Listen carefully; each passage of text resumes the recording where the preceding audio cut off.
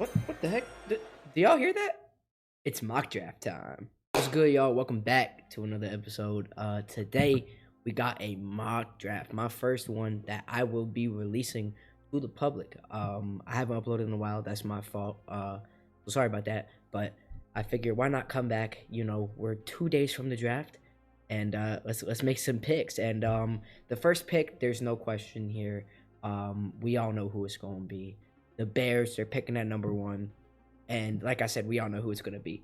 It's going to be quarterback Caleb Williams, arguably the best player in this draft at quarterback. So yeah, no questions there. The Bears are picking Caleb Williams.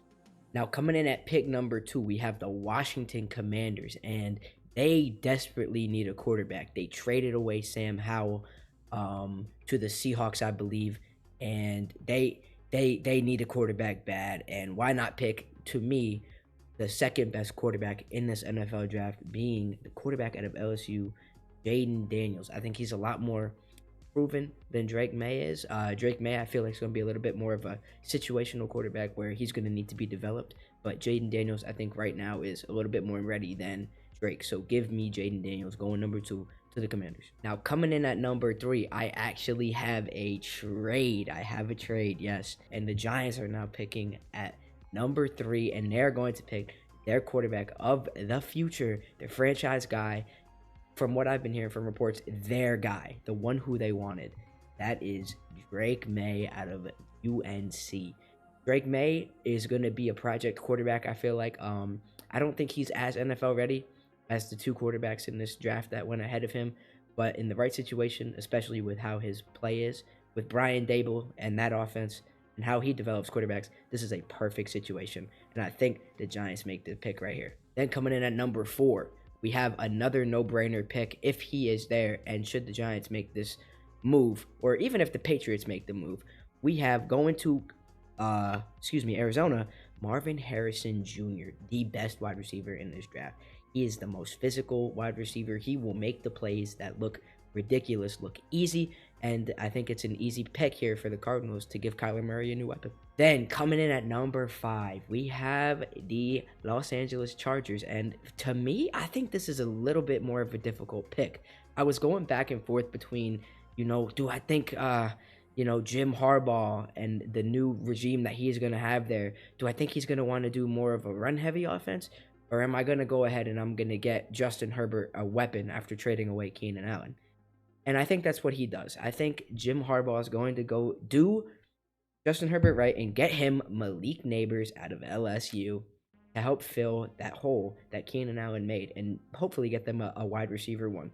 Now, coming in at number 6, we have another trade, and it's the Patriots again. And who are the Patriots going to trade with? They are going to trade with the Minnesota Vikings. The Vikings move up to pick their guy at quarterback. The perfect situation for him. J.J. McCarthy going into an amazing situation. Jordan Addison, Justin Jefferson. I believe Aaron Jones now is on that team. T.J. Hawkinson. You're going into an amazing offense, and J.J. McCarthy, just like he did at Michigan, is going to thrive with all those pieces around him. So give me J.J. McCarthy trading up to number 6 with the New England Patriots. Then at number 7, this is a desperate need for the Titans here. They're gonna pick the best player available, and that is offensive tackle Joe Alt, who fills in Taylor Lewan's spot, giving them a great blocker for Derrick Henry as well as Will Levis, so that they can make explosive plays happen both in the run and in the pass. Coming in at pick number 8, we have the Atlanta Falcons, and the Atlanta Falcons are going to drive away from picking skill positions in offense. They're going to go Dallas Turner out of Alabama to bring a ginormous need at edge. Moving into pick number 9, we have the Chicago Bears again. And you know what? I think this is exactly what they're going to do. They brought in Keenan Allen. They have DJ Moore. Why not make Caleb Williams' life so much more easier and pick Rome Odunze here at number 9 to get another monster and physical wide receiver for Caleb Williams to help stack that offense. Moving into pick number 10, we have the New York Jets, and Aaron Rodgers, rejoice. You're finally getting someone to help you. And it's not on the offensive tackle side. Rather, it's something you've been yearning for that Green Bay never gave to you, a pass catcher. And what better pass catcher to get than the best tight end in this draft, Brock Bowers, going to the New York Jets. I mean, it's a perfect fit. He's not just a tight end. He can play wide receiver. He's fast, he's physical, and he's going to be a great addition to a Jets team that ultimately needs to win now while Aaron Rodgers is still playing for them. Coming in at pick number 11, we have the New England Patriots after absolutely stacking up their draft capital, getting 2 first rounders from the New York Giants, or 3 first rounders from the New York Giants, and then getting more first round picks from the Vikings. This team is set for the future, and why not continue to keep yourself set for the future by going out there and getting your quarterback, Bo Nix. Bo Nix at number 11, I think it could be a little bit of a reach, but just look at the teams drafting right under them. The Broncos, they need a quarterback. The Raiders, they need a quarterback.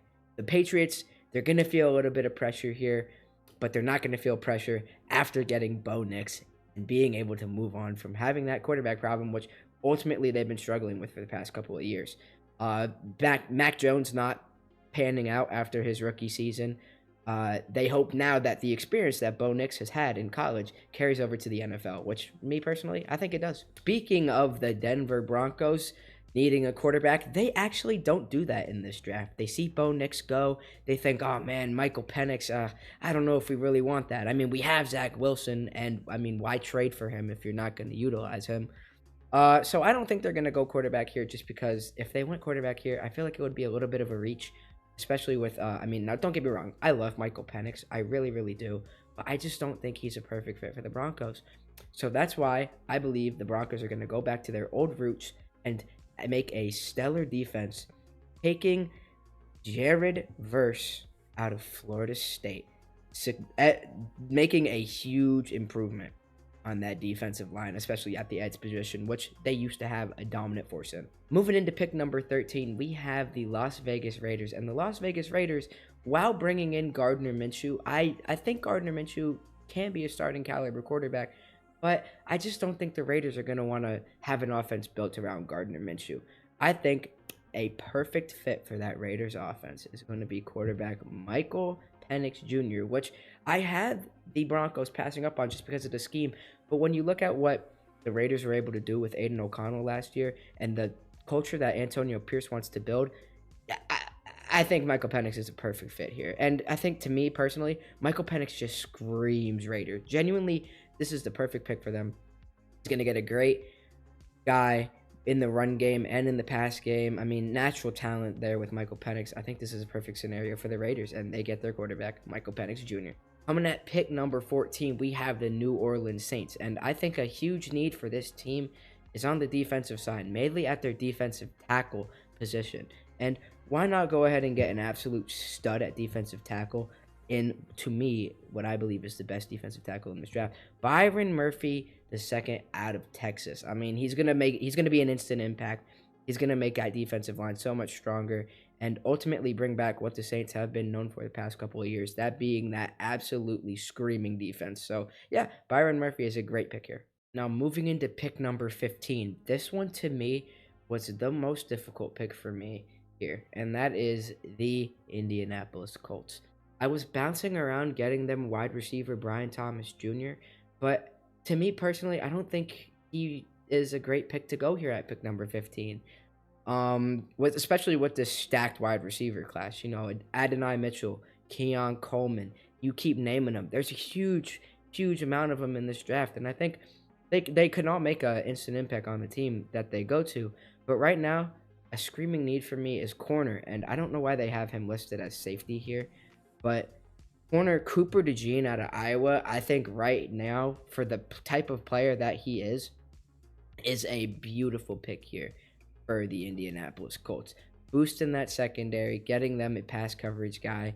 Yeah, this is a no-brainer for me. Give me Cooper DeJean at number 15. Moving into pick number 16, we have the Seattle Seahawks, and a screaming need that they need right now is on that offensive line to protect Geno Smith. You can't be having your older quarterback. I'm not going to call him old because, in real life, that's not that old. But for football, your older quarterback, you're not going to want to have him scrambling around and getting hurt like he did last year. So I think right now, the best option for them is not taking any of these guys. It's taking Troy Fautanu out of Washington just because of his size. Troy Fautanu is a perfect fit here. He stays close. He's a hometown. He played at Washington. He's going to Seattle, Washington. I think this is a perfect fit for him. So yeah, Troy Fautanu going to the Seahawks. Now, moving into pick number 17, we have the Jacksonville Jaguars. And the Jaguars need someone on defense, mainly in the secondary. And why not pick up a guy like Quinyon Mitchell out of Toledo, who is an absolute ball hawk? I think he had 6 interceptions this past season, which, I mean, hey, listen, who doesn't love a guy who's a great pass cover and can get the ball from the opposing offense and read an offense like a book. Excuse me. Yeah, no brainer here. I think Quinyon Mitchell's a great pick here for the Jacksonville Jaguars, especially at a screaming need, which is corner. So yeah, give me Quinyon Mitchell at 17. Speaking of blaring needs, coming in at number 18, we got the Cincinnati Bengals, and they're gonna get Joe Burrow some help so that he does not get injured again. They're gonna take Talis Fuaga just because of the type of offensive tackle that he is. Big guy, huge guy. And not only that, he's explosive. He can get off the line quick, and he's not gonna let's say Joe Burrow, you're gonna have less worries of getting injured. So yeah, Talis Fuaga at 18 to the Bengals. Perfect. Staying on the topic of tackles, let's just go to pick number 19, the LA Rams. And I'm picking Olu Fashanu out of Penn State, another guy who is an absolute unit and stud at pass protection. Gonna give Matthew Stafford a little bit of a safety blanket here. Moving into pick number 20, we got the Pittsburgh Steelers. And you know what? I'm just gonna be blunt. George Pickens can't do it all himself. He really, really can't. So why not bring in a guy for Russell Wilson or Justin Fields that's going to be a great pass catcher who played alongside Jaden Daniels at LSU? Give me Brian Thomas Jr. at 20 to the Steelers. He's a great guy, explosive guy. He can be a wide receiver 1, I think. When it comes to, production levels, I don't think he's one of the top 4 no, he is the top 4. He's number 4. I don't think he's as good as the top 3 guys, but definitely in the right situation, he for sure can be. So yeah, Brian Thomas Jr. at 20 is a perfect scenario. Then moving into pick number 21, we have the Miami Dolphins. And with the departure of Christian Wilkins, that defensive line has taken a hit. But luckily for them, there is a player still available on the board, and that is Zarhan Johnny Newton out of Illinois. Big guy, strong guy, going to be an instant impact. Can definitely be a Christian Wilkins type player. Speedy, powerful, and yeah, a great addition for a much needed defensive line help. Then moving into pick number 22, we got the Philadelphia Eagles, and they need secondary help, mainly in the corner position. So why not pick who I believe is the best corner in the draft, Terrion Arnold out of Alabama, to help bolster that secondary and make pass coverage a whole lot easier for that defense, especially with that speed of his. Now, moving into pick number 23, our great friends, the New England Patriots, are back on the clock. And I don't think I'm going to make a move that a lot of people would make in this scenario, but I think just with how the board fell, it'd be a no-brainer here. They're going to go Laiatu Latu. Getting Matt Judon some help here and an upgrade over Josh Uche at that edge position will 100% be what I believe is a great impact on that defense and could definitely make that Patriots defense, for what it is, a lot scarier than it was. Then at pick number 24, we got the Dallas Cowboys. And do I really want to give him this? You know what? I think I'm going to get him. Just hear me out. Adonai Mitchell screams Dallas. I mean, he's from Texas. He's a great guy. He's physical. He's got the speed. He can make the catches when he needs them. And he's going to be a great wide receiver, too, with CeeDee Lamb for Dak Prescott, especially after last year's collapse. So, yeah, Adonai Mitchell makes a whole hell of a lot of sense here at 24. And I could see it going down either him, Xavier Worthy, or Keon Coleman going to the Cowboys. But in this draft, we're going to go Adonai Mitchell. Coming in at pick number 25, we have the Green Bay Packers. And with the leaving of David Bakhtiari, why not go ahead and get someone who can fill that role? And his name is not Amarius Mims. His name is not J.C. Latham. His name is Graham Barton out of Duke. Um, Besides the other tackles that were taken this draft, I think of the ones that are available, I think Graham Barton can be. I think he's the most pro ready of the two still remaining on the board. Over Amarius Mims and J.C. Latham, which might be a little bit of a hot take, but I think when it comes to what he plays, he will be a great addition and reimbursement for the leaving and departure of David Bakhtiari. So yeah, Graham Barton, great scenario. They're gonna get a guy who can replace him, and it's definitely gonna be a great help for the Packers, who need it now in that offensive line. And you know what? Let's just stay offensive line. 26, we got the Tampa Bay Buccaneers. Jackson Powers Johnson is going to be drafted there, just because I mean, I don't know if they're gonna want to take the risk at taking Chop Robinson. I can see them taking Chop Robinson. Don't get me wrong, but I feel like a blaring need on that Tampa Bay Buccaneers team is their offensive line, and Jackson Powers Johnson, especially in the interior, is a great fit there. So yeah, Jackson Powers Johnson goes to the Bucs. Coming in at pick number 27, again, we got the Arizona Cardinals, and they're gonna, instead of going offensive twice, they're gonna go on the defensive side, mainly in the secondary, and they're going to take Clemson corner Nate Wiggins, who I believe is going to be a perfect fit in Arizona. He's tall, he's fast, he may be a little bit smaller, but I don't think that's going to really affect his play that much just because of how explosive and fast this guy is. He's going to get to the ball, he's going to make the tackles that he needs to, and he's going to be a great addition to that Arizona secondary. Now, coming in at pick number 28, we have the Buffalo Bills, and with how the board has fallen, a blaring need that they need with the departure of Stephon Diggs is wide receiver. And why not take the fastest guy with the ability to potentially be a number one?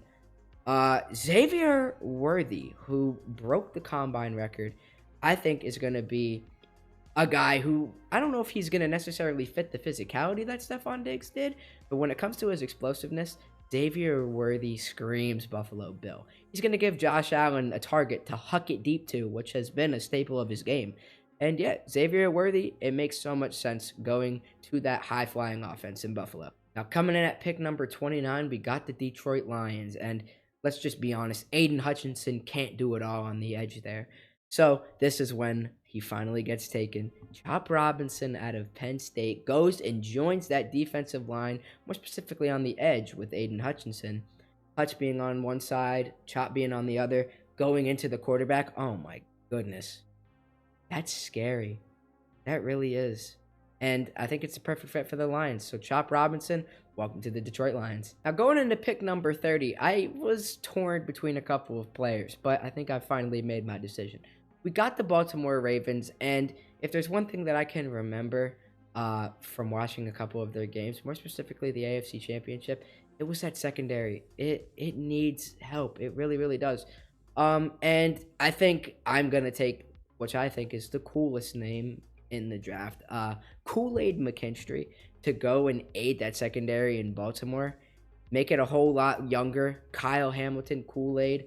Oh, man. They're going to have a bolstering defensive secondary in Baltimore. 4 times to come with those two there. And, yeah, give me Kool-Aid McKinstry going to the Baltimore Ravens to help bolster that secondary. Now, moving into the San Francisco 49ers. There is still a player on this board that the 49ers know they need, and we know they need. Offensive tackle. They need it. They know it. We know it. Give me J.C. Latham out of Alabama, going to the San Francisco 49ers and filling a need at offensive tackle. And then, finally, we have the reigning Super Bowl back-to-back champions, the Kansas City Chiefs. And all the players on the board right now, they're not going to be taking them. None of them. No. I actually have a surprise pick here because I feel like somehow they're going to make it work. They're going to take Ladd McConkey, and they're going to find a way to make it work, just like they always do. And with that, hey, that was my 2024 mock draft. Let me know if y'all liked it. I know I didn't do a lot of trades, which I'm sure there's going to be. But, you know what, this is how I see it falling. And I know I'm not going to be 100% right, but hopefully I can predict some of the picks there. Let me know how I did.